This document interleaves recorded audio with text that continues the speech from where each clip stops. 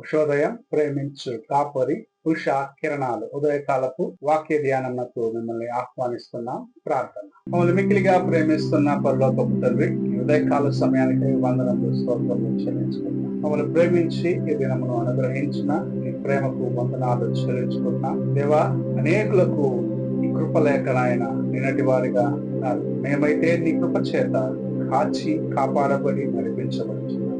ఈ ఉదయకాలమున మాతో మాట్లాడము, ఈ వాక్యం చేత బలపరచును, నడిపించును. యేసు పరిశుద్ధ నామమున అడిగి వేడుకుంటున్నాను పరమ తండ్రి, ఆమేన్. ఈ ఉదయకాలపు వాక్య భాగము లూకా సువార్త 14వ అధ్యాయము 15వ వచనము నుండి 17వ వచనం వరకున్న వాక్య భాగమును చదువుకుందాం. ఆయనతో కూడా భోజన పంక్తిని కూర్చుండిన వారిలో ఒకడు ఈ మాటలు విని, దేవుని రాజ్యములో భోజనము చేయువాడు ధన్యుడని ఆయనతో చెప్పగా, ఆయన అతనితో ఇట్లనెను, ఒక మనుష్యుడు గొప్ప విందు చేయించి అనేకులను పిలిచెను. విందు కాలమందు అతడు ఇప్పుడు సిద్ధమై ఉన్నది, రండని పిలువబడిన వారితో చెప్పుటకు తన దాసుని పంపెను. మనము చదివిన వాక్య భాగంలో ఒక విందు సిద్ధపరిచి ఉండటము, ఆ విందుకు ఆహ్వానించబడిన వారిను పిలుచుకొని రమ్మని ఒక యజమానుడు తన సేవకునితో చెప్పే కార్యమును చూడగలము. అయితే 15వ వచనములో ప్రభు అయిన యేసు చెప్పుచున్న మాటను చూడగలము. ఎవరైతే దేవుని రాజ్యములో ఆయన యొక్క బల్లలో ఉన్న రొట్టెను తినేదానికి ఏర్పరచుకునబడ్డారో వారు ధన్యులు అని. అనేక మంది దేవుని రాజ్యములో ప్రవేశించేదానికి, దేవుని యొక్క కార్యములకు తమ్ము తాము అప్పగించుకునేదానికి అనేక సార్లు సాకులు చెప్పేవారిగా.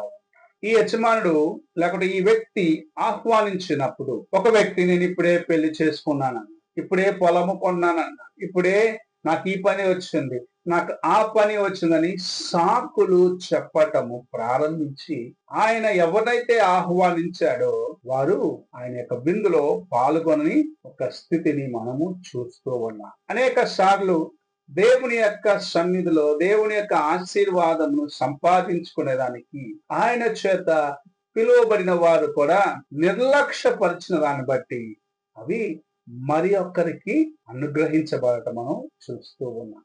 ఈ ఉదయ కాలమున నీవు దేవుని యొక్క సన్నిధిలో, దేవుని యొక్క ఆశీర్వాదంలో, ఆయన యొక్క బల్లలో నువ్వు పాల్గొనేదానికి, అనగా ఆయన యొక్క రాజ్యములో నీవు కూడా వారసుగా ఉండేదానికి ప్రభు నిన్ను పిలుస్తూ ఉన్నాడు. నీవు ఎలాగ సాకులు చెప్పి తప్పించుకుంటున్నావో ఒక్కసారి పరీక్షించుకో. నీవు సాకులు చెప్పి చేసే ప్రతి కార్యమును బట్టి నీవు దేవుని రాజ్యమునకు దూరముగాను, ఆయన కృప నుండి దూరపరచబడిన వ్యక్తిగాను ఉన్నావని దేవుని యొక్క వాక్యం సెలవిస్తుంది. అయితే ఎవరైతే పూర్ణ హృదయముతో, పూర్ణ మనస్సుతో ఆయన యొక్క పిలుపుకు, ఆయన యొక్క స్వరమునకు విధేయులైతారో, దేవుని యొక్క పిలుపుకు లోబడ్డవారు ఆయన రాజ్యములో వారసులుగా ఉంటారు, ఆయన యొక్క ప్రజగా ఉంటారని ప్రభు మనకు జ్ఞాపకం చేశారు. నీవు సాకులు చెప్పడం ప్రారంభిస్తే నీవు దేవుని కార్యమును జీవితంలో చూడలేదు.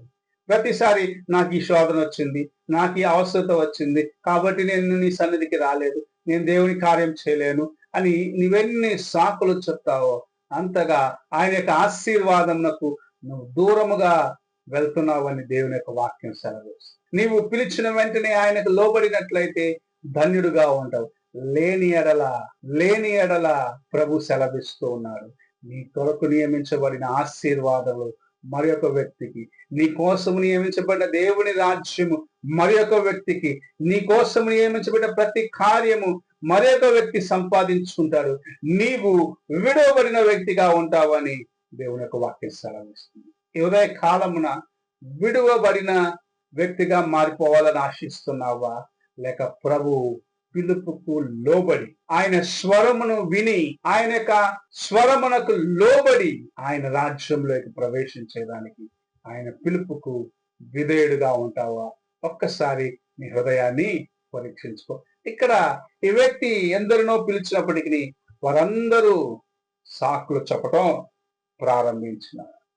చివరికి వీధిలో ఉన్న వారిని, ఎవరైతే ఆయన యొక్క పిలుపును విని వెంటనే రాగలరో వారందరినీ పోగు చేసి విందులో వారందరికీ పాలిచ్చినారు. ఈ ఉదయకాలమున పిలువబడ్డ వ్యక్తిగా నీ ఉండి నిర్లక్ష్యపరిచినట్లయితే మరి యొక్క వ్యక్తి అతను కుంటివాడవచ్చు, గుడ్డివాడవచ్చు, చెవిటివాడవచ్చు, ఎలాంటి వాడైనా సరే పిలిచినప్పుడు లోబడ్డ వాడిని ప్రభు ఆశీర్వదించి నీకు ముందుగానే తన కార్యములు తన ద్వారాగా చేస్తే దాన్ని చూస్తూ అలాగనే నిలిచిపోయే పరిస్థితి వస్తుంది.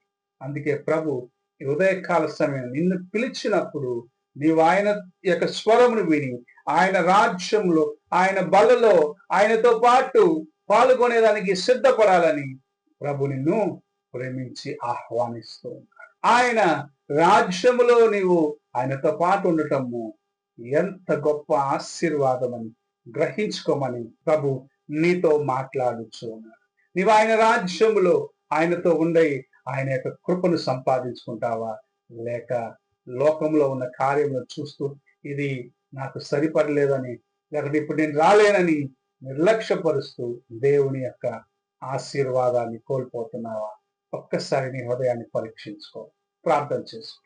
పరిశుద్ధుడు అయిన తండ్రి, ఈ ఉదయ కాలమున మేము నాయన నీ కృపను నిర్లక్ష్యపరిచే దేవా అలాంటి స్థితిలో నుండి మనం విడిపించమని వేడుకుంటాం. నీ కృప నాయన దేవా మాకు తోడుగా ఉన్న దినము, నీ యొక్క నాయన హస్తం మాకు తోడుగా ఉన్న దినము దేవా, మేము నిన్ను పట్టుకొని నిన్ను హత్తుకొని నీతో పాటు నడిచే కృపను అనుగ్రహించమని వేడుకుంటాం. దేవా మమ్మల్ని శోధించే ప్రతి కార్యము, మమ్మల్ని నీకు దూరము చేసే ప్రతి కార్యమును విడిచిపెట్టి నీ వైపు చూసేదానికి సహాయం ఇచ్చి సాకులను నాయన చెప్పే మనస్సు నుండి విడిపించు.